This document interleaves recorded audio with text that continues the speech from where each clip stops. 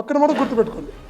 ఈరోజు ఏ కేసులు అయితే వేస్తున్నారు, ఈ కేసులు ఈ రోజుకైతే జడ్జిమెంట్ టైం పడుతుంది. ఇదే కేసు 3 ఏళ్ళు 4 ఏళ్ళు ఖచ్చితంగా విచారణ ట్రైల్ అయ్యేటప్పటికి వస్తుంది.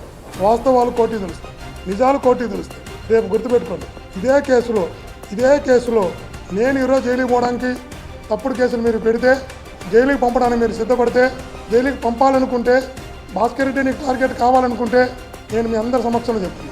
నన్ను ఎతకవలసిన అవసరం ఎవరికి లేదు. నా ఫోన్ ఆఫ్ చేయండి, నేను ఎక్కడికి వెళ్ళను. తిరుపతి నుంచి రావడానికి 5-6 గంటలు మీకు టైం పడుతుంది అరెస్ట్ చేయడానికంటే. రేపు ఉదయాన్నే వచ్చి మీ సిట్ ఆఫీస్ ముందర ఒక రూమ్ తీసుకొని ఆ రూమ్లోనే పనుకుంటా, అరెస్ట్ చేసుకో.